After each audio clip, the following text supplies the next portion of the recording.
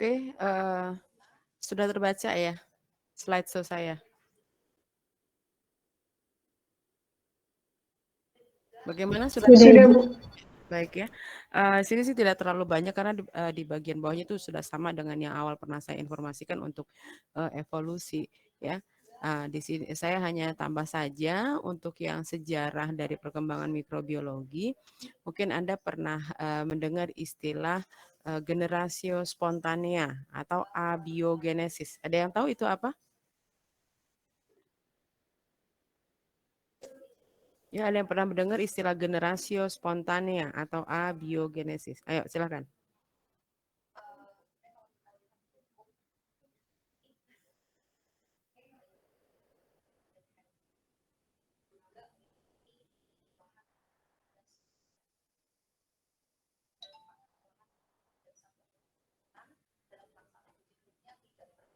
Silakan, ada yang bisa menjawab? Yang itu bukan, Bu, apa, makhluk hidup berasal dari benda tak hidup, itu kalau Ya, nggak salah ya, Bu, ya? ya, karena spontan. Jadi artinya makhluk hidup bisa berasal dari makhluk tidak hidup atau dari benda mati. Gitu. Ya, maka dikatakan generasi spontanea atau spontan atau abiogenesis. A itu tidak ya jadinya, bukan dari turunan yang hidup gitu. Nah, kenapa ini muncul di era itu, ya ini masih di abad 11 atau 12 ya waktu itu. Kenapa ini muncul? Karena mereka bisa melihat bahwa misalnya dari daging. Daging kalau didiamkan itu toto keluar ulat, dari ulat jadi lalat gitu ya. Dia tidak melihat bahwa bagaimana lalat itu sebenarnya bertelur gitu ya. Kemudian menetas ya. Nah, saat itu tidak ada pengetahuan sampai sana. Sehingga mereka mengatakan, "Oh, kalau gitu makhluk hidup ini bisa mengeluarkan makhluk tidak hidup ini bisa mengeluarkan makhluk hidup gitu. Terus atau mereka melihat di air. Dari air itu mereka melihat dari air yang jernih, tahu-tahu ada kayak ulat gitu istilahnya ya. Kemudian ada sebenarnya larva atau pupa kemudian menjadi nyamuk misalnya seperti itu. Jadi teori-teori ini muncul karena mereka melihat kenyataan dan karena saat itu memang belum berkembang keilmuan yang lain. Nah, generasi spontanea ini atau abiogenesis ini akhirnya tumbang pada saat Anthony van Leeuwenhoek menemukan mikroskop. Ya, menemukan mikroskop ini di abad ke-16 ya. Nah, di sini Anda tahu kan bahwa penemu mikroskop cahaya itu adalah Anthony van Leeuwenhoek. Dia sebenarnya mencari atau sebenarnya dia adalah sarjana fisika ya, awalnya sarjana fisika. Kemudian dia membuat sebuah mikroskop sederhana ya, dan dia ambil dari air dari limbah di rumah tangganya dia sih sebenarnya. Kemudian dia amati dan dia dapatkan ada benda kecil tuh, ada makhluk kecil yang melayang-melayang yang dia sebut sebagai animal cool. Nah, jadi kalau Anda lihat di sini nih ya. Nah, ini adalah si Anthony van Leeuwenhoek. Ini adalah eh mikroskop yang dia temukan pada awalnya ya. Jadi di sini ada lensa, nanti ada cermin ya, cermin masuk ada cahaya masuk ke cermin ini sehingga bisa memantulkan. Nah, di sini ada sample holder. Jadi ada tempat sampel. Nah, artinya begitu cahaya itu masuk, maka benda itu akan ada bayangannya dan bayangannya itu dipantulkan pada cermin cekung ya, pada cermin cekung sehingga nanti bayangan itu akan diperbesar. Inilah awalnya. Nah, di sini si Leeuwenhoek bilang atau Leeuwenhoek menuliskan bahwa wah saya dapat ini nih bahwa ada benda-benda kecil yang memang tidak kasat mata. Gitu. Ya. Nah, kemudian juga didukung oleh penemuan dari Louis Pasteur ya yang membuktikan dengan memanaskan kaldu pada labu Mungkin Anda masih ingat ini percobaan ini. Ya. Nah, jadi ini si Louis Pasteur dia merebus daging. Jadi air daging atau kaldu. Nah, satu kaldu itu ditaruh pada labu yang di atasnya atau itu ditutup ya, artinya dia tutupkan dengan gelas lagi yang bentuknya seperti U atau seperti leher angsa, maka diistilahkan sebagai labu leher angsa. Ya, sehingga nanti udara tidak akan masuk langsung ke dalam cairan ini. Sementara satu lagi ini tidak dibuat nih leher angsanya ya.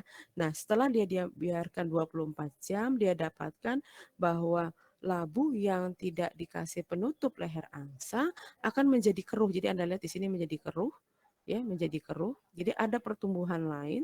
Nah, sementara kalau untuk labu yang ditutup dengan ada apa leher angsanya seperti ini, itu tetap jernih gitu. Jadi artinya bukan berarti makhluk hidup itu bisa berasal dari tidak hidup ya, tapi karena ada kontaminasi, karena ada jasa ternik dari udara dan seterusnya, itu bisa tumbuh dalam kaldu tersebut. Gitu ya. Maka ini yang juga akhirnya menumbangkan teori-teori generatio spontanea ya. Nah, kemudian ilmuwan lain juga yang mendukung bahwa eh, generasi spontanea itu tidak ada dan kemudian Robert Koch ini adalah eh, apa dokter hewan ya dokter hewan dan dia akhirnya mengeluarkan sebuah postulat ya sebuah postulat yang namanya disebut postulat Koch. Apa sih postulat? Postulat itu seperti sebuah sistem atau sebuah rangkaian kerja di mana kita bisa menyatakan sebuah makhluk hidup itu sebagai sumber kontaminasi atau sumber infeksi.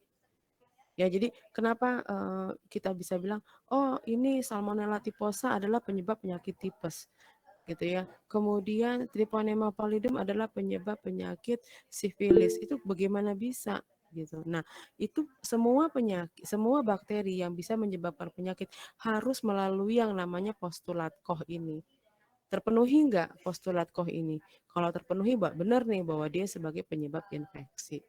Nah, sekarang postulat Koch itu apa?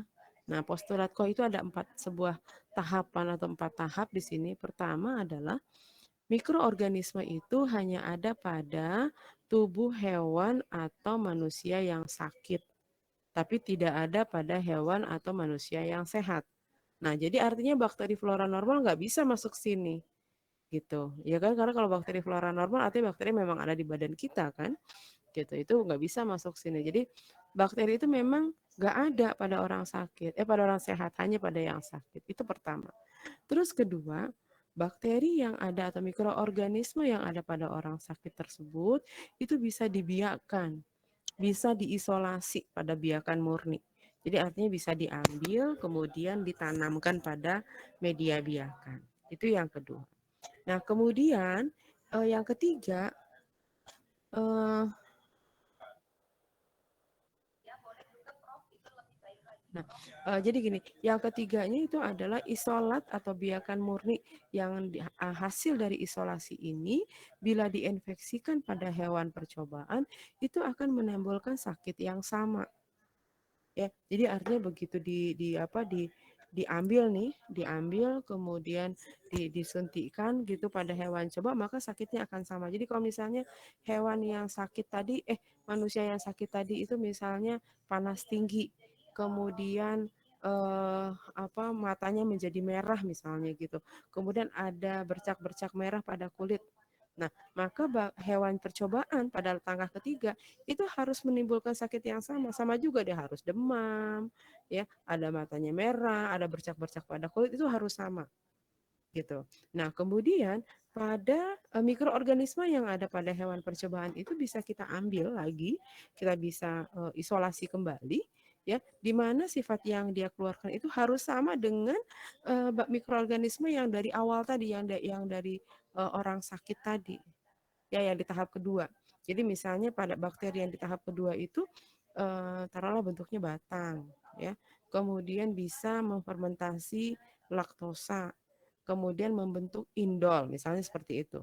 Nah, maka pada tahap 4 di mana bakteri yang diambil dari hewan percobaan dan diisolasi lagi, dia harus sama tuh.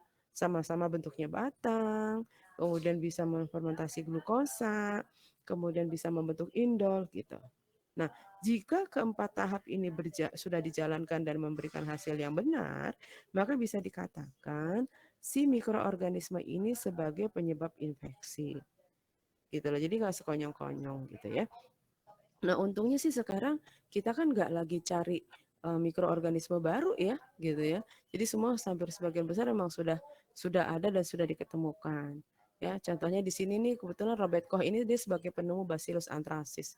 Dia juga yang menemukan Salmonella typhosa, Neisseria gonorrhoeae, Clostridium perfringens, Treponema pallidum. Nah, hal yang sama itu yang dilakukan pada virus COVID-19 kan sebenarnya. Kan virus COVID-19 itu tidak ada pada manusia sehat hanya ada pada manusia sakit. Kemudian pada orang yang sakit tadi diisolasi, diambil virusnya, dibiarkan pada kultur jaringan. Dilihat tuh, maka ketahuanlah bentuknya kayak apa. Oh, bentuknya bulat, dia komposisinya adalah RNA, dia punya susunan protein di bagian atasnya dalam bentuk epitop dan seterusnya gitu. Nah, kemudian dari apa orang yang sakit tadi atau virus yang dibiarkan tadi disuntikkanlah pada hewan percobaan dan harus ada sakit yang jelas. Nah, itu terus berkembang. Ya, itu terus berkembang. Nah, nanti dari hewan yang sakit itu bila diisolasi hasilnya akan sama. Nah, dari sinilah nanti dikembangkan vaksin ya. Jadi nanti dari virus yang sudah dibiarkan itulah dibentuk atau dibuatlah vaksin gitu ya. Nah, ini adalah postulat Koch ya. Nah, kemudian penemuan lain lagi adalah Edward Jenner ya. Itu mulai dari abad pertengahan 17, dia pertama kali menemukan atau membuat vaksin terhadap virus cacar atau smallpox ya. Nah, jadi kita mulai mengenal istilahnya vaksinasi di sini. Kemudian Lord Lister. Lord Lister ini sebenarnya adalah sarjana kimia ya. Dia sarjana kimia yang diperbantukan pada ruang operasi pada saat Perang Inggris Raya ya. Nah, di sini dia mendapatkan banyak tentara Inggris itu mati bukan karena akibat dia berperang gitu ya, bukan kebanyakan bukan seperti itu, tapi kebanyakan mati karena misalnya pasca operasi. Jadi selesai dia pulang dari perang itu dia luka mungkin harus butuh operasi. Nah, selepas operasi justru lukanya membusuk, justru terjadi gangren misalnya gitu. Ya. Oh, rupanya pada saat operasi terjadi kontaminasi ya terjadi infeksi gitu. Nah, si Lister ini menemukan desinfektan pertama yang disebut dengan fenol, larutan fenol. Ya, nah larutan fenol ini sebenarnya adalah bahan baku buat bikin bom ya sebenarnya. Ya, jadi atau bahan baku buat bikin apa senapan ya saat itu ya. Nah, jadi si fenol ini di larutan fenol encer dia pakai untuk membersihkan meja operasi, semua alat-alat operasi gitu. Dia bersihkan dengan fenol baru dipakai. Nah, ini bisa menurunkan ya hampir sebagian besar mungkin hampir 100% gitu ya kegagalan atau infeksi akibat operasi gitu. Nah, jadi akhirnya sampai saat ini larutan fenol itu masih sebagai standar dari desinfektan. Ya. Nah, akibat penemuannya ini banyak tentara Inggris yang terselamatkan, makanya Lister ini dapat gelar Lord ya, dapat gelar kebangsawanan tuh dia. Ya, maka menjadi Lord Lister. Ya. Oke, kemudian ilmu berkembang terus ya. Pada mulai 1935, Domax itu mengembangkan pengobatan infeksi bakteri dengan senyawa kimia ya atau istilahnya dengan kemoterapi. Ya, jadi dibuatlah obat atau pada penyakit-penyakit infeksi bakteri menggunakan senyawa kimia yang disebut dia menemukan prontosi namanya atau nama lainnya adalah sulfanilamid. Ya, ini dipakai untuk infeksi streptococcus atau infeksi pada kulit. Saya masih ngerasain nih pakai sulfanilamid. Coba kalau Anda mungkin bisa tanya ke orang tua Anda, mungkin orang tua Anda seumuran saya kali ya. Pada saat saya SD tuh dulu ya, saya kan demen banget korengan ya, jadi luka gitu jauh dikit jadi koreng. Nah, supaya koreng ini cepat sembuh itu sama mama saya itu koreng saya itu dikasih serbuk sulfanilamid karena dulu kapsul sulfanilamid itu bisa dijual ya gitu ya kayak kita beli bebas gitulah ya. Nah, nanti serbuknya itu ditaruh di koreng. Nah, koreng itu nggak dalam dalam waktu 2 hari aja udah kering langsung sembuh gitu ya. Nah, itu sebenarnya isinya adalah perontosi atau sulfanilamid ini ya, tapi sekarang udah jarang dipakai. Nah, kemudian mulai abad 19 ya, di mana juga kita tahu ditemukannya antibiotik penisilin ya oleh Alexander Ian Fleming. Ya, Alexander Fleming menemukan penisilin. Ini pun secara tidak sengaja sih sebenarnya ya. Jadi si Fleming itu sedang membiarkan Staphylococcus aureus ya. Tahu-tahu bakteri Staphylococcus aureusnya itu kok nggak bisa tumbuh deket pada sebuah tumbuhan. Jadi dia ngelihat itu ada zona hambatan ya. Terus dia bingung nih siapa nih jamur ini gitu ya. Terus diekstraksi, rupanya bisa membunuh Staphylococcus, terutama gram positif. Nah, mulai saat itu penisilin itu akhirnya menjadi booming ya, sehingga apapun sakitnya obatnya penisilin. Sama kayak sekarang kan, kalau Anda misalnya sekarang nih lagi berobat ke puskesmas, dapat antibiotiknya apa? Sakit perut dikasih itu, panas dikit dikasih itu, kemudian pilek-pilek dikasih itu, sama tuh antibiotiknya. Apa ada yang tahu? Udah nggak ada punya punya pengalaman nggak dapat antibiotik di ini di puskesmas?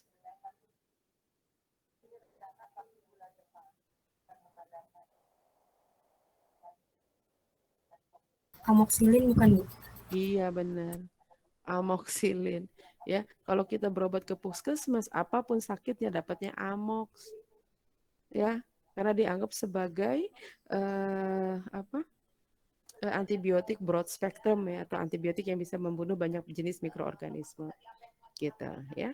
Nah, oke, kemudian pada tahun 40-an Flore and Chen dia melanjutkan penggunaan penisilin, dia menemukan antibiotik yang lain. Jadi akhirnya mulai berkembang, dicarilah, dieksplorasi. Sebenarnya jamur apa aja sih yang bisa dipakai sebagai antibiotik gitu ya. Maka berkembanglah keilmuan terhadap antibiotik ya. Nah, kemudian juga sejalan dengan perkembangan bakteri, ada perkembangan terhadap virus. Ya, nah Iwanowski dan Bayer-Rings itu menemukan virus pertama virusnya terhadap virus mozaik pada daun tembakau. Ya, kita tahu bahwa saat itu atau sampai saat ini ya sebenarnya daun tembakau itu kan komoditi ekspor yang paling tinggi ya, atau nilai ekonomisnya tinggi gitu. Nah, jadi banyak daun tembakau akhirnya dibuang atau tidak bisa digunakan karena menjadi kering dan keriting gitu daunnya. Kuning gitu ya, kuning dan keriting. Nah, akhirnya itu rupanya disebabkan oleh virus ya. Kemudian Loeffler and Frost ini juga menemukan virus foot and mouth disease ya, kaki dan mulut gitu ya. Nah, ini pernah nih dulu Mas, Indonesia udah bebas dari ini tapi saya lupa ya berapa tahun yang lalu ya, saya lupa lah, mungkin sekitar 7 tahun yang lalu kali ya, itu pernah kita tidak tidak boleh memasukkan daging uh, dari Belanda apa kalau nggak hilap saya ya, karena diketemukan pada daging tersebut, daging potong tersebut ditemukan virus foot and mouth. Tapi saat itu akhirnya pernah juga keluar ya, artinya tersebar keluar ada beberapa sapi yang juga akhirnya mati karena kena virus ini gitu ya. Nah, ini memang bisa ditekan dengan adanya vaksinasi terhadap hewan. Oke, kemudian Walter Reed. Walter Reed juga menemukan virus demam kuning pada manusia ya, jadi seperti hepatitis ya. Nah, yang hebatnya lagi adalah Thorne and the Herelle. Dia bisa menemukan virus yang bisa membunuh bakteri ya, yang diberi nama bakteriofag. Jadi bakteriofag itu virus tersebut bisa menginfeksi bakteri. Jadi bakteri punya predator juga nih di sini gitu ya. Dan ini sekarang banyak dipakai untuk mengendalikan bakteri-bakteri patogen pada lingkungan terutama. Oke, ini ini Thorne and the Herelle-nya. Nah, sekarang ruang lingkup dari mikrobiologi sebenarnya keilmuan kita dipakai di mana gitu ya. Nah, sebenarnya memang dipakai untuk diagnostik ya, untuk diagnostik, membantu diagnosa penyakit, karena di sini dipakai untuk isolasi, identifikasi organisme, kemudian misalnya kenapa terjadi penyakit seperti ini, itu awalnya untuk itu. Kemudian yang kedua, ilmu kita ini bisa dipakai untuk prognosis penyakit. Prognosis penyakit itu artinya melihat apakah orang tersebut setelah diobati dia jadi sembuh atau malah malah malah tidak apa tidak ada dampaknya sama sekali gitu. Nah, ini dicontohkan misalnya Anda kena tipes, kan kita ada pemeriksaan Widal gitu ya. Kemudian pada awal pemeriksaan misalnya titer kita 640. Nah, dokter langsung ngasih obat nih, ngasih antibiotik. 2 minggu kemudian disuruh periksa lagi darahnya. Ya, diambil darahnya, periksa lagi titernya. Oh, turun sudah 1/200 atau 1/120. Nah, ini tandanya apa? Prognosis penyakitnya membaik gitu ya. Nah, itu juga dalam lingkup mikrobiologi. Kemudian yang jelas isolasi identifikasi bakteri ini dipakai juga untuk menetapkan jenis antibiotik yang digunakan. Karena sebenarnya kita nggak boleh ya sembarang-sembarang menggunakan antibiotik. Ya, jadi kalau misalnya ada sakit berkepanjangan, diambil sampelnya, dikultur, kemudian diujikan terhadap antibiotik, ketahuan nih antibiotik yang tepatnya apa, gitu ya. Nah, kemudian yang keempat ini memang di dunia Anda ini, ya. Sebentar.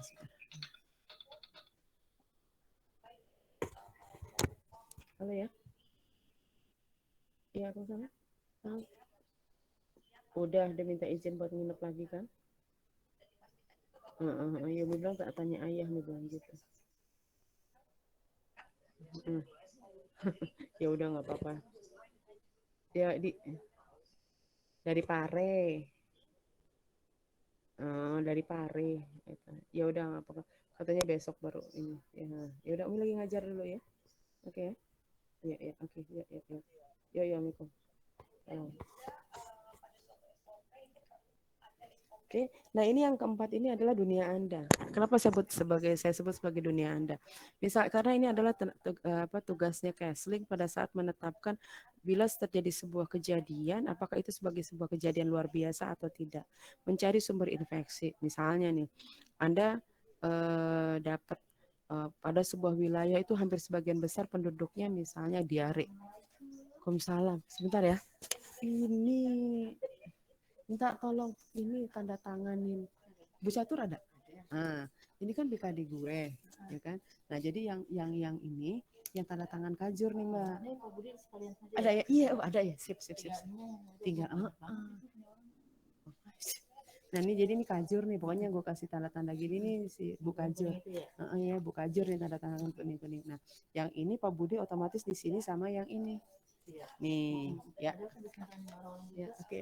Aduh terima kasih banyak, nanti kalau udah lengkap gue dapat satu ya Mbak ya. Nah, kan di sana satu, empat. Ya.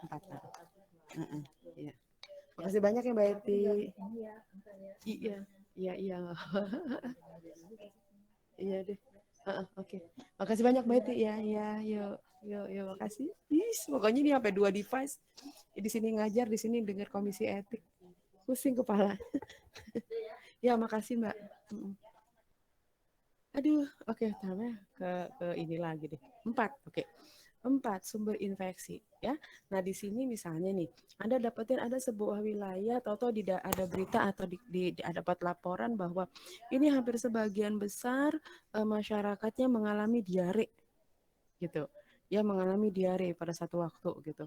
Nah, maka orang dinas akan menurunkan tenaga counselingnya nih ke lapangan, mencari sumber infeksi. Kok bisa sih sebagian besar orang di sana diare? Nah, Anda melakukan investigasi. Ya, Anda melakukan investigasi, Anda lihat di mana nih, oh sumber makanannya gimana, sumber airnya gimana, lingkungannya gimana, semua udara apa segalanya Anda cek.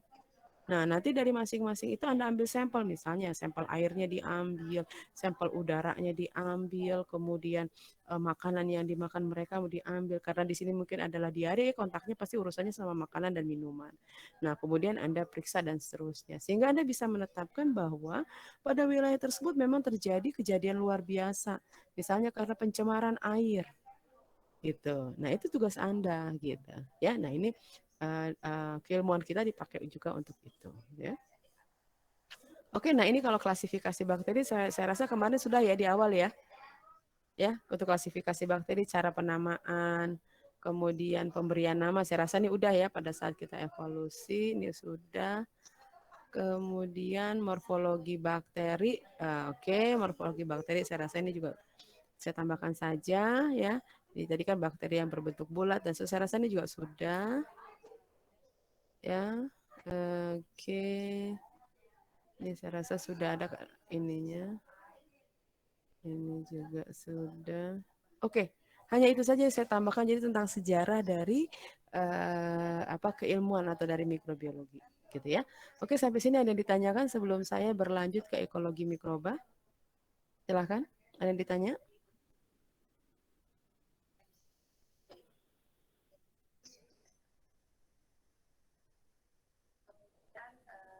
Silahkan, ada yang ditanya enggak?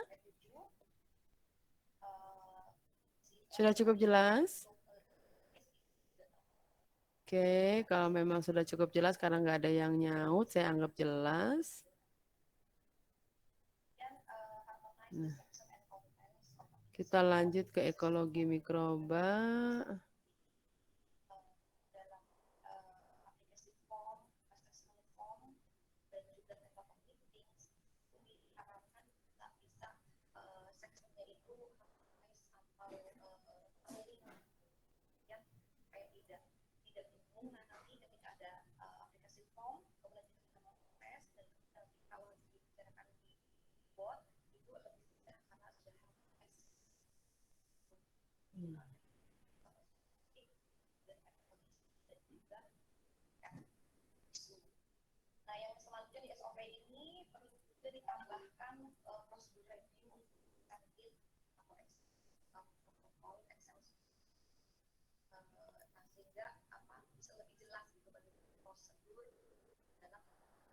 Oke, yang berikutnya adalah ekologi mikroba, ya. Ekologi mikroba. Nah, kalian kan sudah belajar ekologi ya kan? Nah, jadi kalau karena kalian sudah belajar ekologi, paling nggak sudah tahu deh definisi-definisi yang ada, ya. Nah, sebentar. Nah, di sini untuk karena ngomongnya adalah ekologi, ekologi kita pasti bicara tentang interaksi. Ya, jadi bagaimana interaksi antara mikroorganisme dengan lingkungan, baik lingkungan biotik dan abiotik. Ya, dan kita tahu bahwa kehidupan itu ada di tempat di biosfer. Ya, di biosfer itu artinya di tanah, di permukaan tanah.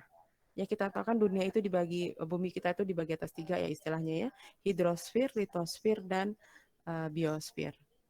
Ya, kalau hidrosfer di air, litosfer di udara, dan biosfer itu di permukaan tanah dan tanah, gitu ya. Nah, mikroorganisme memang adanya di wilayah biosfer, walaupun di hidrosfer juga tetap ada sih, ya, tapi tidak banyak. Nah, kemudian pada saat menetapkan sebuah habitat atau sebuah lokasi dari ada tidaknya bakteri, ini ditunjang dengan apa? Senyawa biotik dan abiotik gitu. Nah, senyawa senyawa abiotik itu. Nah, senyawa abiotik yang akan mempengaruhi kehidupan mikroorganisme itu kita lihat ada suhu, tekanan hidrostatik, tekanan osmosa, pH, cahaya, substansi organik, substansi anorganik, dan mineral. Ya, ini yang juga akan berpengaruh. Nah, mungkin Bu Sri Ani sudah menyampaikan kepada Anda faktor-faktor pertumbuhan, ya, faktor-faktor pertumbuhan, dan ini yang apa akan berpengaruh. Nanti kita juga akan praktekkan bagaimana tekanan osmosa akan berpengaruh terhadap kehidupan. Bagaimana cahaya itu akan berpengaruh. Bagaimana suhu itu akan berpengaruh terhadap mikroorganisme. Itu akan kita buktikan pada praktek nanti, ya.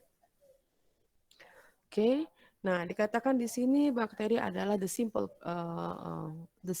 cell atau primitive cell. Karena dia simple maka dia bisa kita ketemukan secara kosmopolit, artinya tinggal di seluruh bagian dari dunia ini, mulai dari dasar laut sampai ke pegunungan gitu ya. Nah, memang sebagian besar fungsi mereka itu adalah sebagai sebentar, sebagai decomposer gitu ya. Nah, mikroorganisme pada sebuah tempat itu bisa bersifat sementara, artinya transient. Ya, jadi dia hanya ada di situ. Contohnya di udara. Bakteri di udara itu adalah sementara, nggak bisa dia tinggal berkembang biak di udara lama-lama. Jadi dia hanya sementara saja. Nah, kemudian ada yang bersifat indigenous. Indigenous di sini artinya dia menetap memang di situ. Contohnya di usus. Ya, di usus itu kan ada bakteri yang menetap.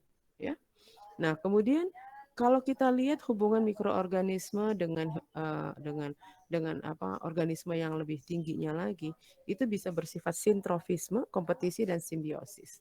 Ya, kalau sintrofisme artinya dia tidak dekat tapi saling menguntungkan. Artinya kita bisa menguntungkan kehidupan, menguntungkan keberadaan mereka itu menguntungkan kita, gitu ya. Jadi artinya biasa banyak kita pakai untuk pengolahan makanan, gitu ya. Niatnya sintrofisme. Kemudian kompetisi. Mungkin kalau kita dengan bakteri itu tidak terjadi kompetisi secara langsung gitu ya. Tapi bisa jadi kalau misalnya antar mikroorganisme itu bisa terjadi kompetisi bila mereka mempunyai relung yang sama ya. Jadi habitatnya sama. Kalau relungnya berbeda sih nggak akan terjadi kompetisi. Tapi begitu relungnya sama, maka mereka akan berkompetisi. Ya, contohnya misalnya bakteri yang ada di usus. Ya, itu ada flora normalnya ada Escherichia coli. Begitu masuk Salmonella typhosa ke dalam usus, maka akan terjadi kompetisi. Nah, umumnya kalau memang stamina kita bagus, ya kan, maka yang menang adalah Escherichia coli. Salmonella typhosa akan mati, maka Anda nggak jadi sakit. Gitu. Tapi kebalikan, kalau seandainya Escherichia coli Anda tuh nggak banyak. Begitu masuk salmonella dia akan berkembang lebih tinggi, lebih ini. Ya, jadi flora normal Anda itu nggak bagus misalnya. Ya, maka begitu masuk salmonella, salmonella yang dominan, maka jadilah Anda sakit. Di satu sisi memang ada sistem pertahanan tubuh. Ya. Nah, kemudian hubungan ini bisa bersifat simbiosis. Ya, simbiosis itu harus dekat antar antar mikroorganisme, dan ini hubungannya bisa lama ataupun bisa sebentar. Ya. Nah, ini saya rasa Anda sudah pasti tahu ya tipe-tipe simbiosis ya mikroorganisme dengan manusia. Di sini ada simbiosis mutualisme. Ya, jadi kalau mutualisme di sini di mana manusia dan mikroorganismenya saling menguntungkan. Nah, jadi mikroorganisme teruntungkan, manusia juga teruntungkan. Ini contohnya apa? Ya, misalnya contohnya Escherichia coli yang ada di usus deh. Ya, di mana si Escherichia coli dapat tempat tumbuh, usus kita juga karena ada sintesis sintesis kalium, itu bisa membantu pada proses fermentasi. Gitu. Ya. Nah, ini saya contohkan juga di sini adalah Lactobacillus acidophilus ya, yang ada di vagina. Di mana Lactobacillus itu membuat pH vagina menjadi asam. Nah, untungnya apa buat orang tersebut atau pada wanita tersebut? Begitu pH vagina asam, maka bakteri patogen tidak akan tumbuh dengan cepat, gitu ya. Nah, sini juga bisa Lactobacillus yang ada di usus. Itu akan memfermentasi serat, mengubah menjadi asam lemak rantai pendek, dan bisa melindungi kita terhadap kanker. Ya, interaksi Escherichia coli pada usus itu membantu proses pembusukan pada usus besar. Ya, di mana pada proses ini menghasilkan K dan D12 yang bermanfaat bagi tubuh. Nah, jadi kita harus benar-benar menjaga ekosistem yang ada di usus. Nah, saya bukannya jualan ya, tapi artinya mungkin Anda harus rajin tuh minum susu asam, yogurt, ya. Karena begitu Anda minum yogurt atau yogurt ya, nah di situ kan ada minum lactobacillus tuh, Anda minum bakteri banyak, ya. Nah, supaya apa flora normal di usus Anda akan tinggi, ya. Nah, kemudian ada simbiosis komensalisme. Nah, kalau simbiosis komensalisme ini hubungan antara mikroorganisme dengan manusia di mana yang untung itu atau yang mendapat keuntungan itu adalah mikroorganismenya, sementara manusianya nggak dirugikan. Ya, tidak dirugikan, tergantung, walaupun nanti dikatakan tergantung atau tergantung dari kondisinya. Nah, di sini contohnya nih, saya contohkan Staphylococcus albus di kulit manusia. Jadi kita di kulit kita kan ada bakteri. Ya, di kulit kita tuh ada bakteri. Makanya Anda kalau ngeliat iklan sabun ya, kan Anda lihat iklan sabun tuh. Nah, pada selesai cuci tangan, apakah bakterinya habis? Enggak ya, pasti disisain 1 atau 2 gitu kan. Ya kan, karena sabun memang tidak mensterilkan. Jadi artinya masih ada sisa memang di kuman di tangan kita gitu ya, karena memang di kulit kita ini ada bakteri. Nah, di sini Staphylococcus albus yang ada di kulit itu ya, nah atau dia kan bisa tumbuh kan, artinya dia bisa punya tempat tinggal. Tapi manusia terganggu enggak ya, biarkan aja lah dia tinggal di kulit kita gitu ya. Nah, ini juga ada Staphylococcus albus pada saluran pernafasan atas ya, atau di mana lagi, di rambut kita gitu, itu ada bakteri. Ya biarkan sajalah ya. Nah, ini pada individu sehat atau pada orang-orang tertentu memang sih kadang-kadang bisa menimbulkan sakit, nanti kita bicara di simbiosis yang lainnya.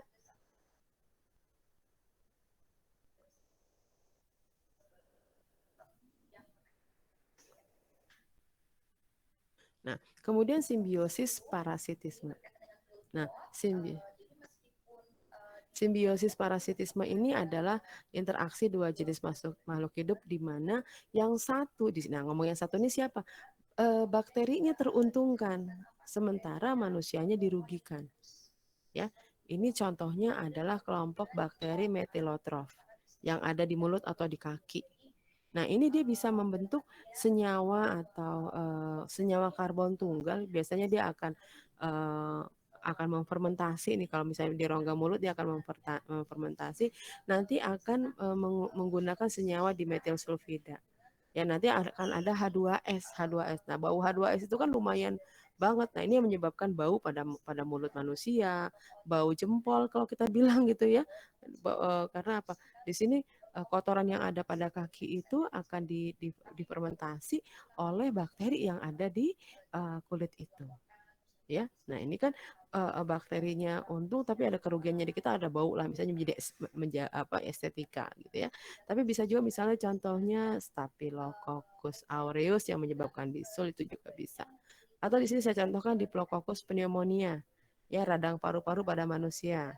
Kemudian Salmonella typhi, tipes, ya misalnya. Kemudian ada Streptococcus pneumonia juga itu yang selain yang masuk ke Streptococcus meningitis, ya yang bisa masuk ke dalam selaput otak. Nah itu adalah yang sifatnya parasit.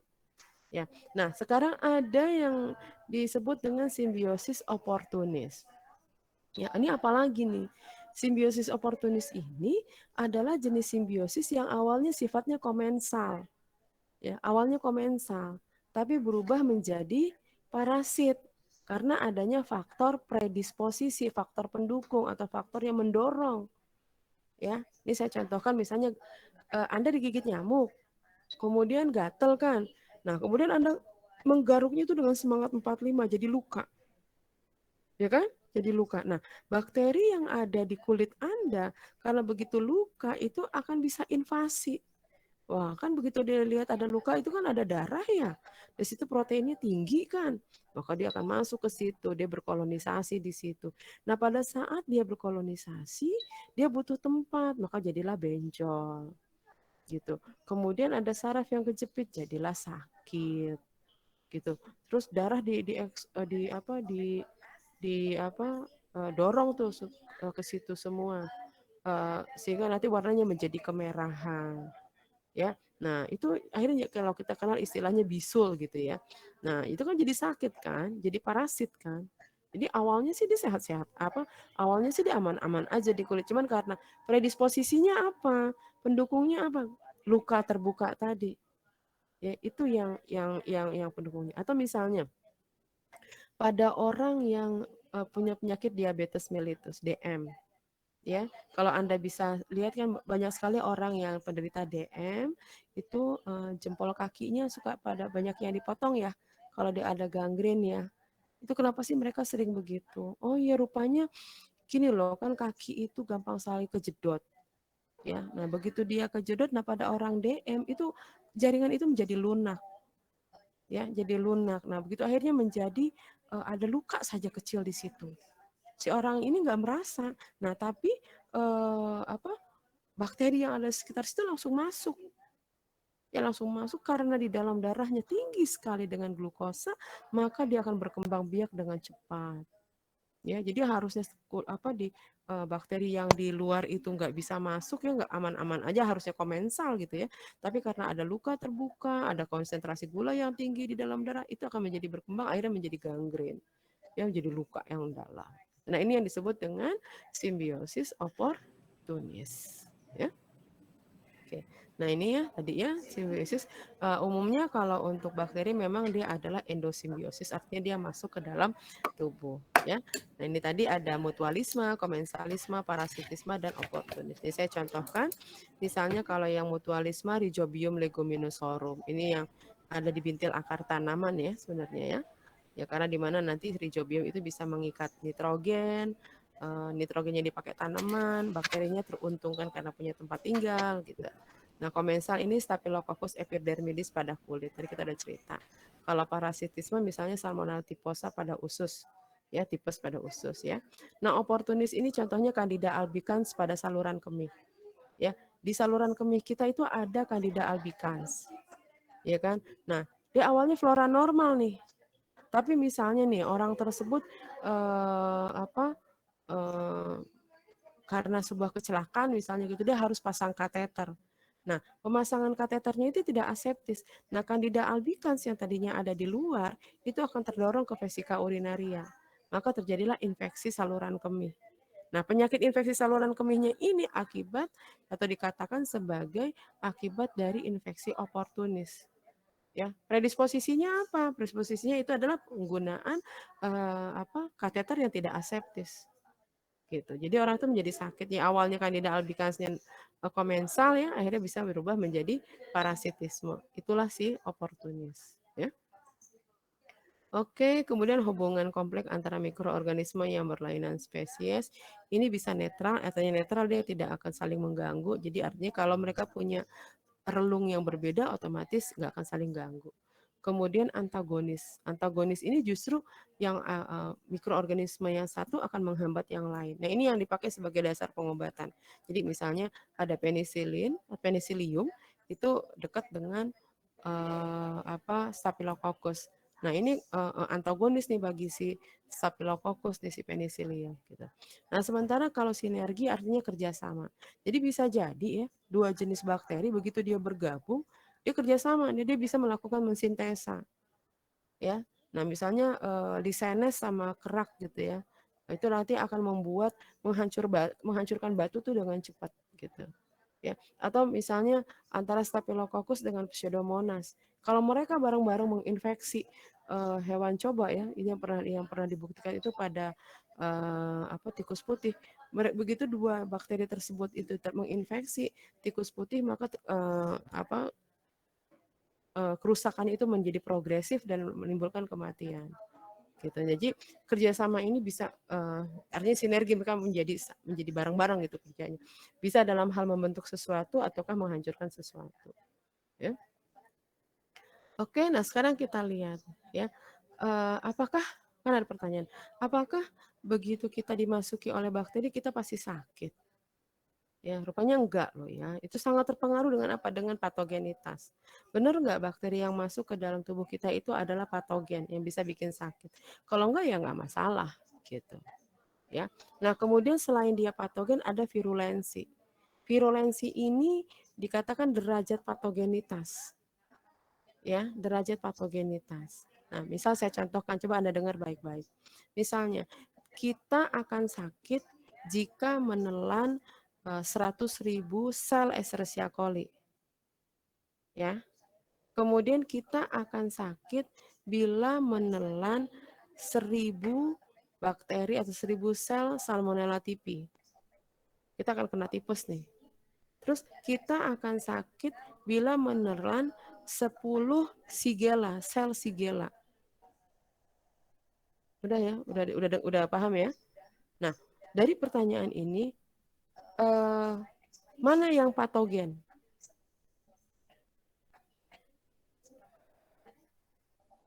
Jadi ketiga ini mana yang patogen?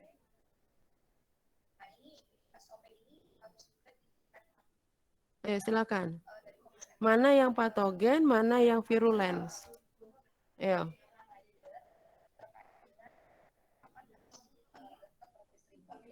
Ya, dari yang ketiga ini tadi yang sudah saya informasikan, mana yang patogen, mana yang virulen.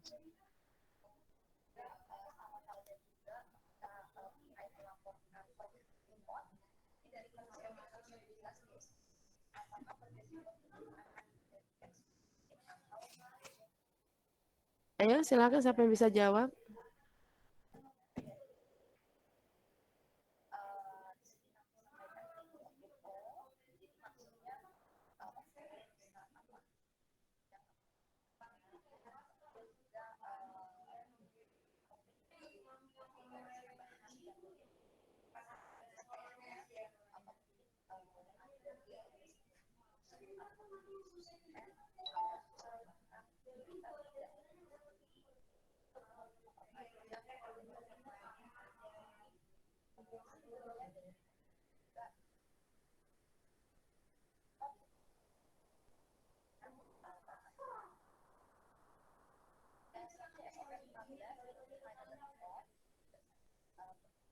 Oke, yuk silakan, masa nggak ada yang bisa jawab? Jadi ketiga bakteri itu, Escherichia coli, Salmonella, dan Shigella, mana yang patogen dan mana yang virulen?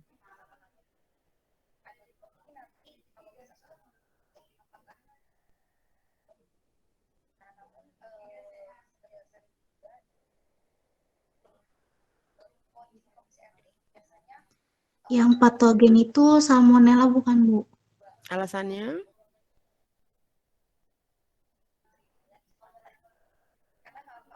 Kalau yang virulen siapa?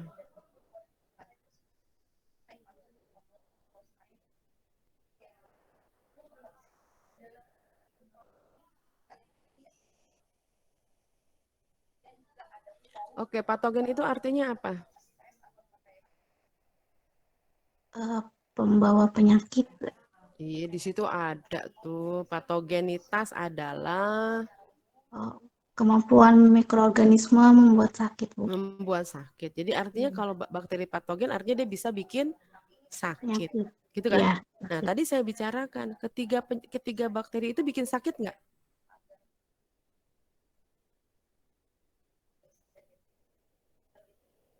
Hmm? Ketiga bakteri itu bikin sakit nggak tadi dari kasus yang saya informasikan tadi? Makanya tolong disimak loh saya ngomong. Iya Bu, tapi kalau dalam jumlah yang Ibu sebutkan tadi. Ya iya, jadi artinya dia bikin sakit kan itu aja dulu. Bikin sakit nggak mereka bertiga-tiga?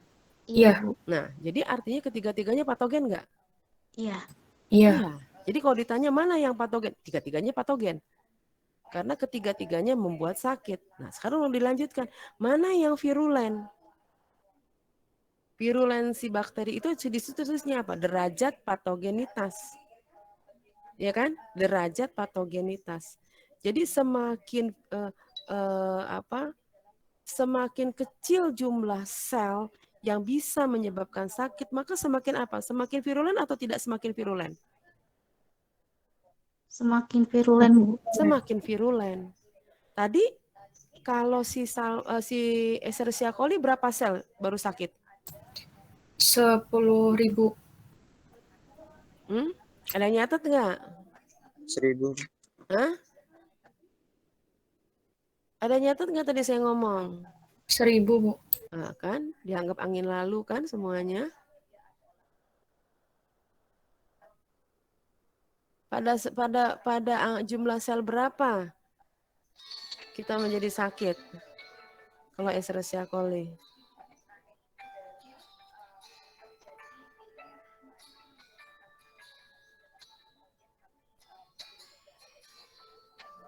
Ya.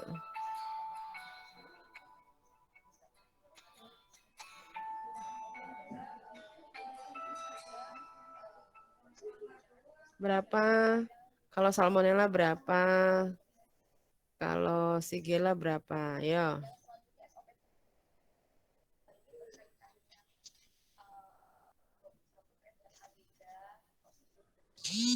Kalau untuk Shigella 10 sel, Bu. Oke, Shigella 10 sel. Kalau salmonella?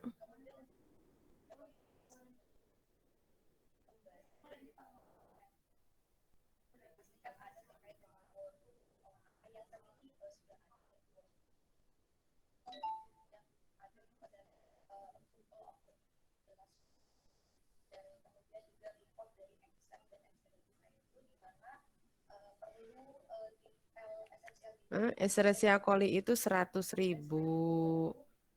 Salmonella itu 1.000. Shigella itu 10. Jadi kalau ditanya mana yang virulen?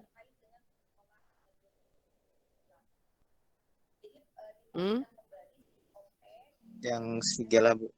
Shigella virulen. Kenapa? Karena semakin sedikit maka itu termasuk dari virulence, Bu. Ya, semakin sedikit sel yang bisa menyebabkan sakit, maka semakin virulen lah dia. Gitu. Ya kan, kita nelan 10 aja udah langsung sakit kok. Ya kan? Sementara Escherichia coli 100.000 dulu baru kita sakit. Gitu. Ya kan? Nah, itu tolong dipahami. Nah, sekarang kenapa sih satu bakteri bisa virulen atau bisa patogen, sementara yang satu tidak patogen? Nah, ini yang bisa juga berpengaruh. Pertama adalah daya invasinya, kemampuan menempel. Ya, misalnya karena adanya komponen permukaan sel. Ya, jadi misalnya dia punya kapsul polisakarida itu dimiliki oleh Streptococcus pneumoniae, Haemophilus influenza sama Klebsiella pneumoniae. Atau dia punya mucoid protein yang dimiliki oleh Streptococcus pyogenes. atau di komponen permukaan selnya ada kapsul polipeptida yang dimiliki oleh Bacillus anthracis. Nah, ini memudahkan dia untuk nempel karena ada komponen yang ada di permukaan selnya. Ya. Nah, bisa juga karena apa? Enzim yang dihasilkan. Ya, misalnya Staphylococcus aureus itu bisa menghasilkan enzim koagulase. Nah, enzim koagulase ini apa? Enzim yang bisa menggumpalkan plasma darah. Nah, jadi nanti plasma darahnya tergumpal tuh. Ya, sehingga dia bisa bikin pertahanan, bisa bikin benteng. Ya, supaya tidak dicaplok oleh leukosit kita atau oleh neutrofil kita. Gitu. Nah, kemudian misalnya lagi Staphylococcus yang lain itu punya Staphylococcus, Streptococcus, Clostridium ya. Dia punya namanya enzim hyaluronidase. Hyaluronidase ini enzim yang bisa menghancurkan hialin. Hialin itu adalah jaringan penyambung. Ya, nah makanya dia bisa masuk tuh kemana-mana karena jaring penyambung dari sebuah itu dihancurkan oleh dia. Nah, kalau kolagenase itu dimiliki oleh Clostridium perfringens, itu juga enzim yang bisa menghancurkan jaringan penyambung, terutama jaringan penyambung tulang rawan, kolagen. Gitu. Nah, jadi kemampuan dia punya enzim ini bisa membantu dia untuk melakukan invasi. Ya. Nah, sekarang kita lihat bakteri apa aja yang ada pada tubuh manusia. Ya, ini kalau ngomong namanya flora normal, itu artinya simbiosis dia adalah komensalisme. Ya. Nah, kalau dari mulut dan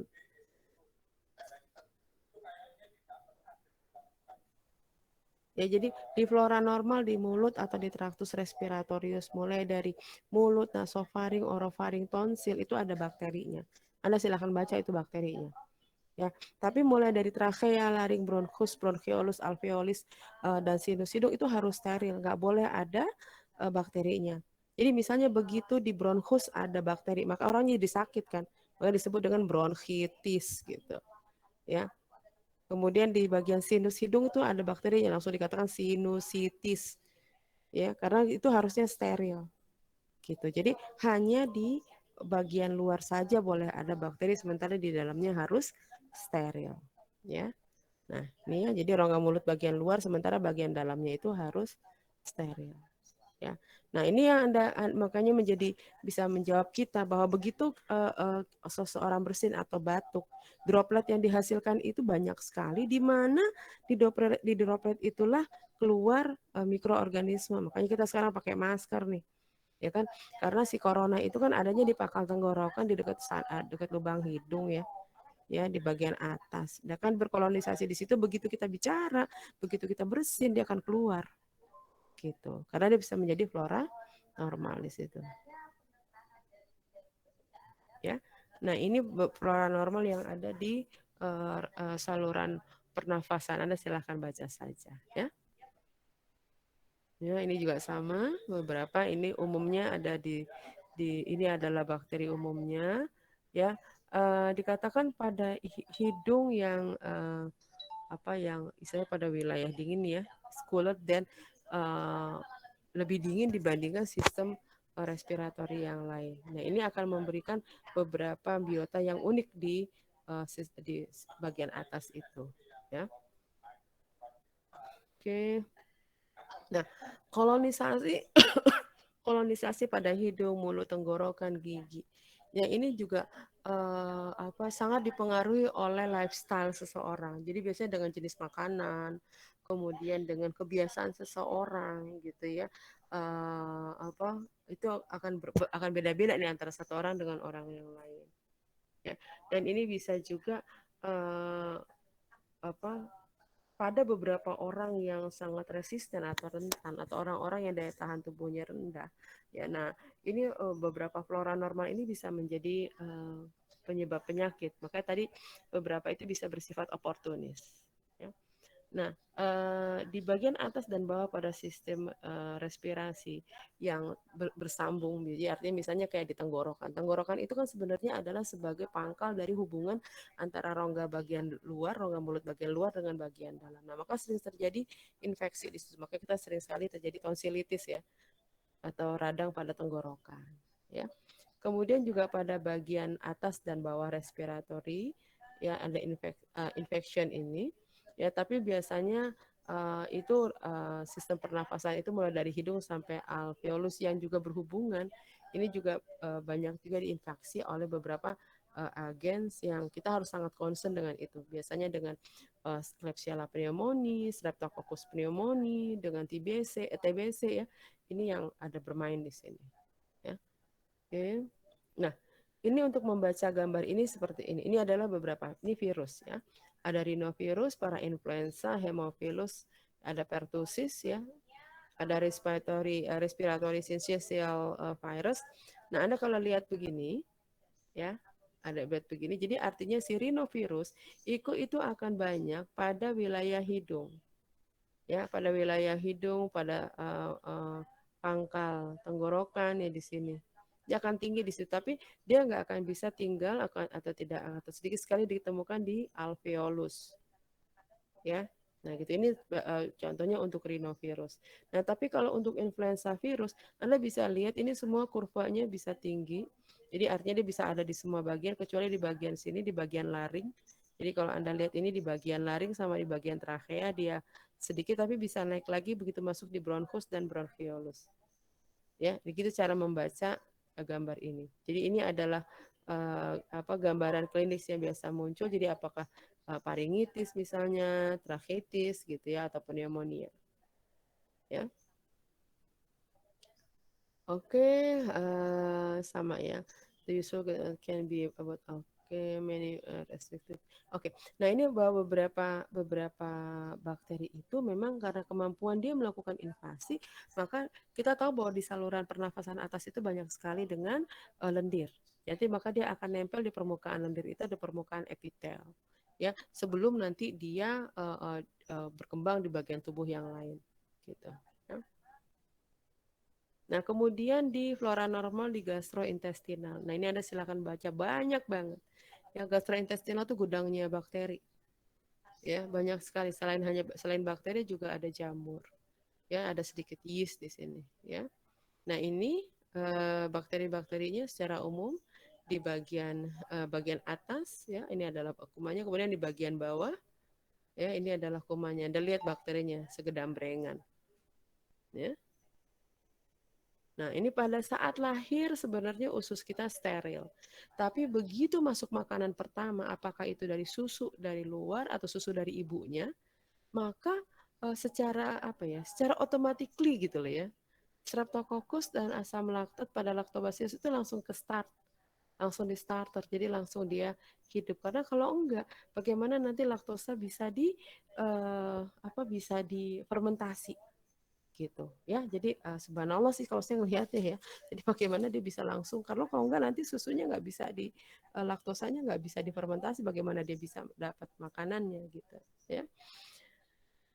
Oke, nah kemudian untuk infeksi itu biasanya patogen itu masuk melalui beberapa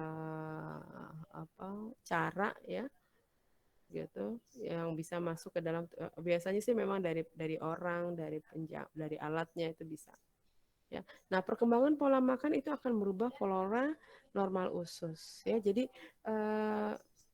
artinya flora normal usus Anda itu bisa menggambarkan makanan Anda yang Anda makan itu apa aja. Gitu. Ya. Nah, makanya tolong bantu sistem ekologi di usus Anda gitu ya. Anda tambahkan flora normalnya. Ya. Nah, di sini dikatakan asam lambung bisa menjaga jumlah mikroorganisme yang ada tuh minimal 10⁻³ sampai 10⁻⁵. Ya, seiring pH basah, jadi artinya begitu di lambung tuh asam, makin ke bawah itu akan menjadi basah, maka flora normalnya akan meningkat. Nah, ini Anda silahkan baca mulai dari duodenum sampai kolon ya, itu mulai dari 10⁻⁸ atau 5 sampai terakhir itu di kolon itu bisa sampai 10⁻11 bakteri per gram isi kolon. Gitu kan. Jadi betapa banyaknya ya, makanya pada feses bakterinya banyak banget. Ya. Nah, ini akhirnya timbul pertanyaan, kalau bakterinya banyak nanti akan mengganggu kita nggak sih? Kita punya yang namanya keseimbangan metabolisme, keseimbangan sistem pertahanan tubuh. Ya. Nah, jadi mulai dari mulut, esofagus, lambung, intestin, dan usus kecil dan usus besar, kita punya sistem pertahanan. Ya. Mulai dari lendir, ya, kemudian lisozim, kita punya lisozim ya, lisozim itu ada di dalam sel darah putih ya, itu nanti bisa menghancurkan bakteri. Ya, kemudian gerakan peristaltik itu juga sebenarnya bisa membunuh bakteri patogen. Kemudian keasaman pada lambung, ya. Kemudian kita juga punya imunoglobulin A, misalnya kita punya apalagi kita punya cairan empedu, ya. Itu semuanya adalah yang akan membantu sistem pertahanan tubuh kita, ya. Nah, oke, sekarang fungsi lah. Tadi udah diulang fungsi dari bakteri pada sistem pencernaan kita, jadi sintesis vitamin K, konversi pigmen empedu, ya, penyerapan zat makanan dan hasil pemecahannya, perlawanan terhadap mikroorganisme patogen, ya. Oke. Nah, ini tadi beberapa di traktus digestivus juga masih di pencernaan, Anda silahkan baca. Nah, ini pada bayi yang dominan adalah Lactobacillus bifidus, ya. Fungsi mikroorganisme kembali saya ulang. Nah, sekarang di organ reproduksi. Organ reproduksi pada pria dan wanita, bagian luarnya, jadi kalau pria itu mulai dari ujung penis, ya, ini akan masih ada bakteri, tapi mulai dari nanti uretra sampai ke skrotum ini harus steril, ya. Jadi hanya ada di ujung penis saja. Makanya ini fungsi dari sirkumsisi atau sunat itu sangat sangat besar fungsinya, gitu ya, karena begitu disunat maka ini akan sedikit terbuka, maka tidak akan terjadi penumpukan kotoran pada wilayah ujung penis, gitu. Sementara pada orang yang tidak disunat itu akan menjadi sangat rentan terhadap infeksi, ya. Nah, kemudian pada wanita juga begitu, bakteri itu hanya ada di wilayah bagian vagina, di labia mayora dan minora, di klitoris hanya sampai sini saja, sementara di leher rahim ini harus steril, sampai ke dalam itu harus steril. Ya, jadi hanya pada bagian luar saja ada bakterinya. Gitu. Dan memang harus ada bakteri karena untuk mempertahankan keasaman daripada vagina tersebut. Ya, ini beberapa flora normalnya. Beberapa flora normalnya Anda silahkan baca.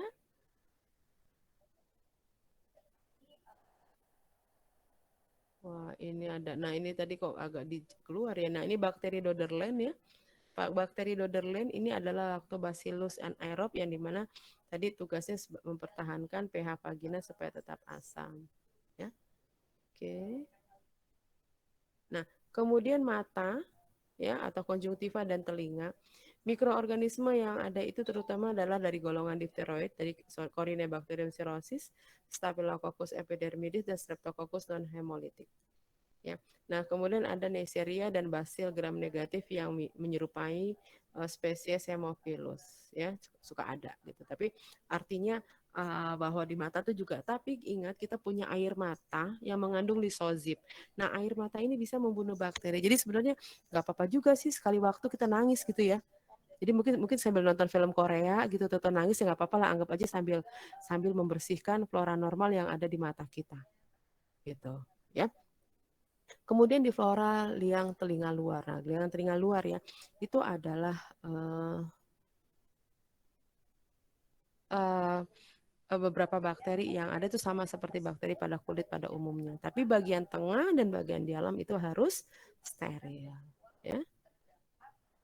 Ini eyes and skin jadi sama. Ya, ini kulit ya, hidung dan telinga itu tadi hampir sama ya. Tadi saya bilang bila dicuci, bila kulit kita atau tangan kita dicuci, maka kuman bisa berkurang sekitar 90%. Tapi cuci dengan air mengalir dan sabun ya. Tapi kalau misalnya gini deh, Anda cuci tangan pakai sabun, kemudian tangan Anda dibungkus dengan kapas dengan plastik steril. Nah, nanti 8 jam kemudian jumlahnya akan sama seperti awal. Kenapa? Karena kan masih ada sisa bakterinya. Kan nanti dia akan berkembang kembali. Jadi biarkan saja bakteri yang ada di tangan, ya. Nah, ini pertahanan diri kita gimana? Kita punya kelenjar keringat. Kelenjar keringat kita mengeluarkan lisozim. Lisozim itu bisa melisiskan bakteri, gitu, ya. Nah, sementara tadi hidung dan telinga luar ini. Nah, sementara di darah atau jaringan organ dalam itu kayak jantung, paru, ya itu harus steril. Ya, apalagi otak tuh harus steril, nggak boleh ada. Begitu ada kumannya maka terjadi infeksi. Gitu. Jadi ada beberapa bagian tubuh kita memang harus steril dan bagian tubuh kita yang lain memang ada bakterinya. Darah itu harus steril ya. Kalau nggak nanti kita bakteriemi kita jadi menjadi demam. Gitu. Ya. Nah itu. Nah jadi kalau seperti itu boleh nggak kita merasa kesepian di dunia ini? Boleh nggak merasa sendiri di dunia ini? Nggak boleh ya. Boleh nggak merasa useless, tidak berguna? Nggak boleh. Kita sangat digandrungi, kita punya teman, ada mikroorganisme di seluruh tubuh kita. Kita bermanfaat bagi mikroorganisme yang ada di tubuh kita. Jadi jangan pernah merasa alone and lonely. Ya, itu prinsip hidup saya. Itu saya nggak pernah merasa sepi dan kesepian. Ya, karena apa? Ada makhluk lain, ada mikroorganisme yang tergantung dengan diri kita. Yaitu filosofi yang saya ambil dari kuliah ekologi mikroba sebenarnya. Pada saat pertama kali saya dapat mata kuliah ini dulu pada saat tahun berapa ya, saya waktu di analis waktu itu ya. Akhirnya itu yang saya tanamkan bahwa saya nggak boleh ini. Dan kita selalu berguna untuk yang lain gitu. Ya. Oke, sampai sini ada yang ditanyakan? Silahkan. Ada yang ditanyakan? Mohon izin Bu. Ada. Ya, silahkan. Semisal Bu, Hmm. di beberapa daerah tubuh kita misalkan ada bakteri. Hmm. Kan kalau misalkan bakteri itu dalam satu relung, pasti di situ ada kompetisi ya Bu. Semisal ada orang yang resistensi terhadap antibiotik misalnya Bu. Nah, semisal kalau kita masukin bakteri itu ke organ itu biar mereka berkompetisi gitu, itu bisa nggak Bu? Jadi artinya kita memasukkan bakteri pada tempat tersebut gitu. Ini pernah ada pengobatannya ya. Anda mungkin pernah baca pengobatan di mana memasukkan feses ya. Jadi yang dimasukkan itu feses, bukan bakteri, langsung feses ya. Feses ke dalam kolon orang yang tidak bisa melakukan fermentasi. Gitu. Ya, jadi disuntikkan itu feses melalui dubur ke dalam karena di feses itu kan ada bakterinya. Ya kan? Ada bakterinya supaya dia flora normalnya itu bisa berjalan dengan baik. Kemudian nanti di situ terjadi fermentasi sehingga orang tersebut bisa menjadi BAB. Ada itu pengobatannya. Jadi bisa saja dilakukan itu, gitu. Tapi asal tahu dulu lokusnya di mana, kemudian apakah memang mereka itu bisa berkompetisi dengan baik. Jangan nanti cuma nambahin beban bakteri, gitu. Ya, tapi yang jelas apakah memang kan kalau namanya flora normal pasti dia tidak akan menyebabkan penyakit kan? Ya kan, dia tidak akan menyebabkan penyakit. Jadi artinya dia harusnya ya itu tadi komensalisme, tidak boleh menyebabkan penyakit gitu. Nah tapi kalau misalnya flora normalnya nggak ada, di mana akhirnya metabolisme di situ berjalan tidak baik, itu bisa ditambahkan gitu. Makanya mungkin ya kembali lagi nih saya iklan kan, kalau Yakult bilang saya minum 2 gitu ya kan, karena kita nambahin flora normal itu, susu asam itu gitu. Itu kan salah satu cara kita supaya ada kompetisi antara bakteri patogen dan flora baik tadi, gitu kan. Mereka kan punya relung yang sama tuh, gitu, ya kan. Tapi patogen umumnya akan kalah dengan flora normal karena kalau patogen itu sifatnya eksklusif ya. Umumnya semua bakteri patogen itu sifatnya eksklusif. Maksudnya eksklusif gini, dia butuh makanan itu yang lebih kompleks, dia butuh tempat itu yang lebih nyaman gitu loh. Sementara kalau flora normal apa aja bisa dimakan gitu. Biasanya seperti itu, ya. Oke, begitu Ega? Baik, terima kasih. Ya, sama-sama. Oke, berikutnya.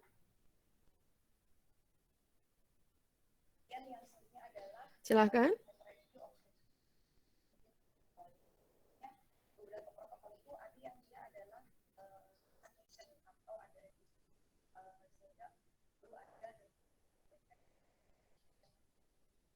Ayo, silakan, ada ditanyakan lagi.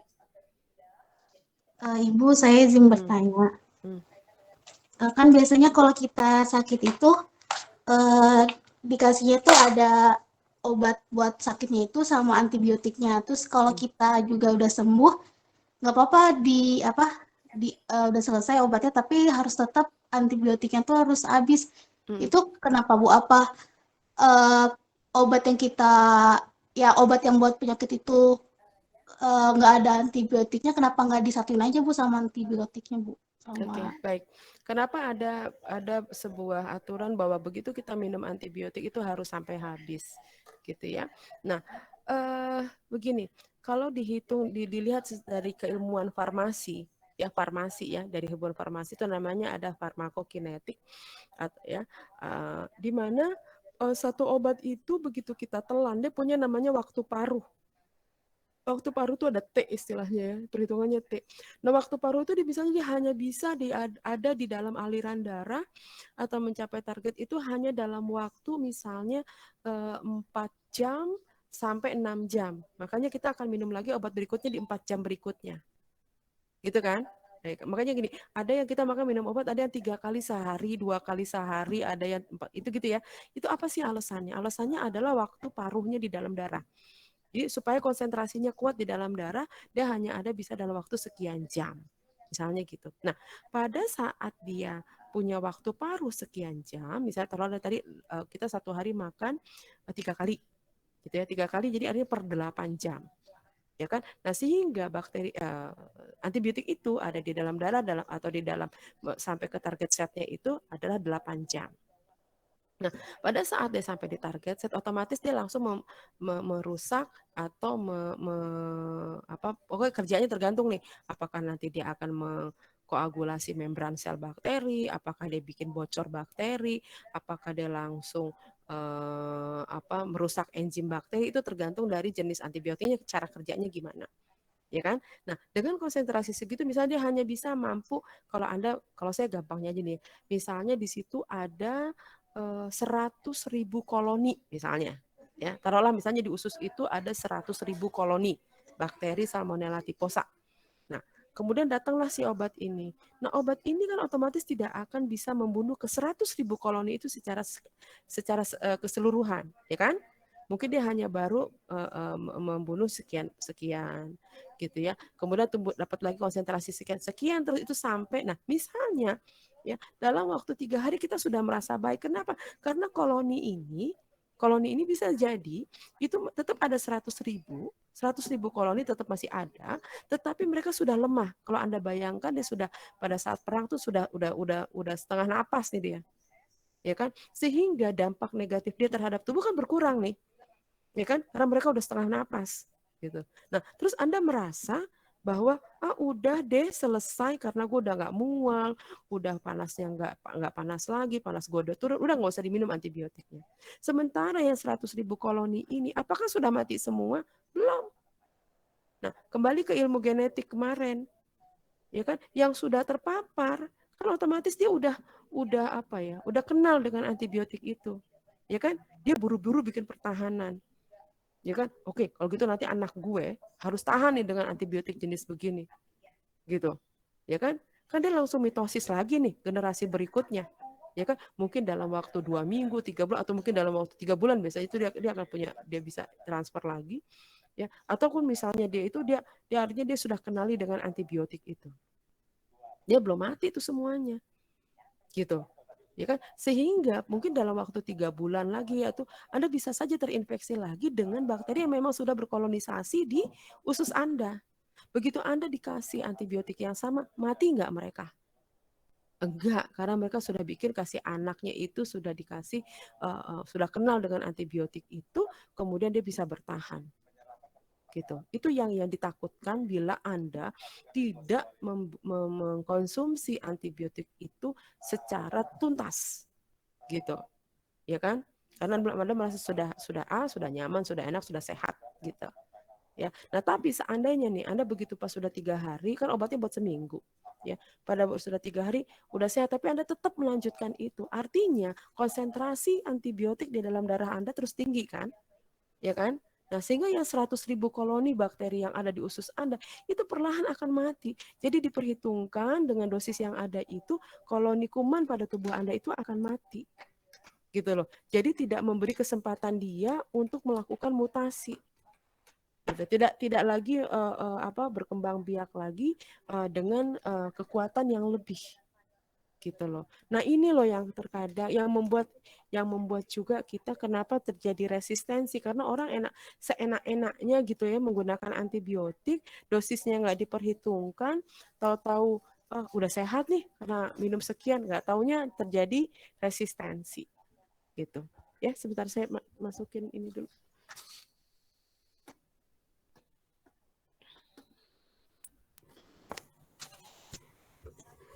Nah, ngerti nggak Rosanti?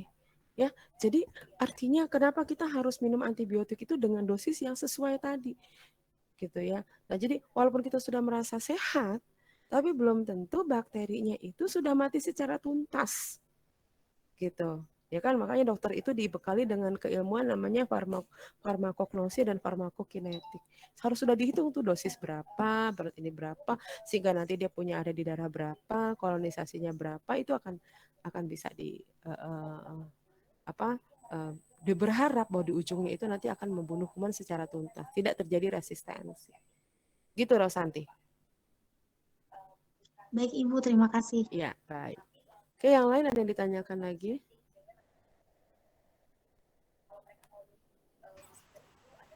Ibu, saya mau nanya, Bu. Yuk, silakan. Siapa? Siapa?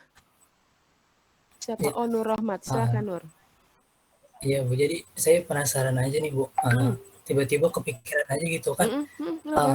Ekologi yang biasa kita pelajarin itu ada rantai makanan kan. Ekologi yang biasa kita pelajarin ada yang jadi produsen, konsumen tingkat 1, tingkat 2.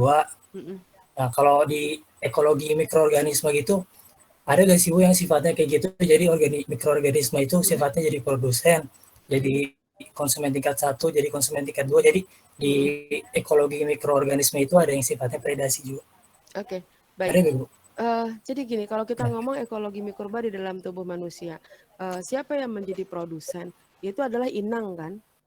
Jadi inang dong, karena kan inang yang akan menghasilkan makanan buat bakterinya. Jadi saya contohkan misalnya Escherichia coli yang ada di usus. Maka manusia itu menjadi produsennya kan, karena mereka itu menghasilkan makanan yang akan dimetabolisme oleh dia. Ya enggak? Ya kan? Nah, itu akan dipakai. Jadi bisa jadi dia itu adalah sebagai konsumen tingkat 1 gitu. Ya kan? Nah, terus apakah si bakteri ini punya predasi lagi gitu. Mungkin kalau predasi secara ini nggak ada istilahnya rantai makanan dicaplok lagi sama siapa gitu ya. Tapi biasanya mereka akan kompetisi dalam ruang. Ya artinya kalau bakteri juga Escherichia coli tumbuh juga secara dominan, itu akan mengganggu sistem ekologi juga, karena nggak hanya Escherichia coli aja kan, di situ ada Lactobacillus, ada Streptococcus, ada Candida gitu.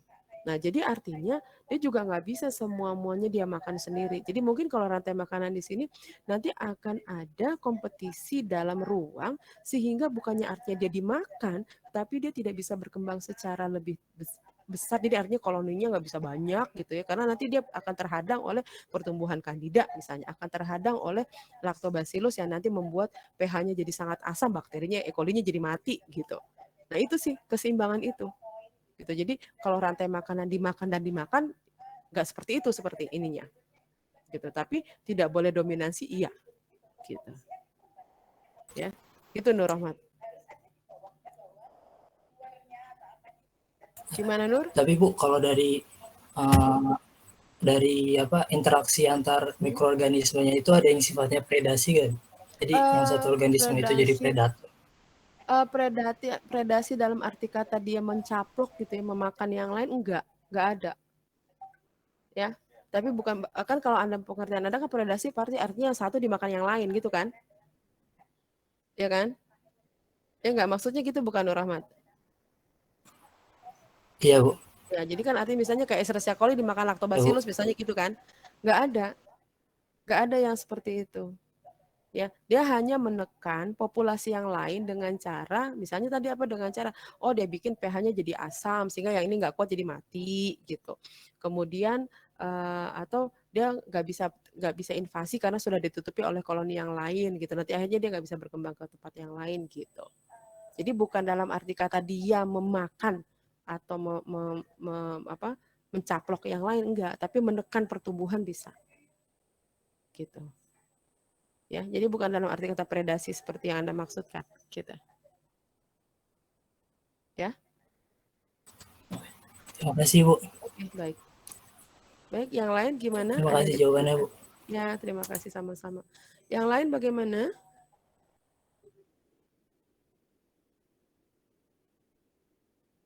Oke, PJ, bagaimana? Temannya masuk semua enggak?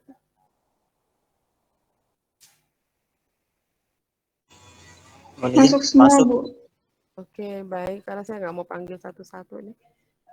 Ya. Baik. Aduh, kenapa nih?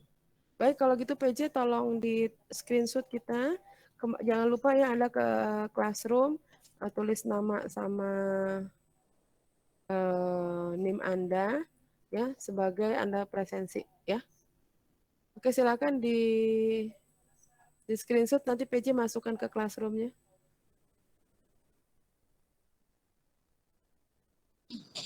Baik, silakan teman-teman untuk menyalakan kameranya.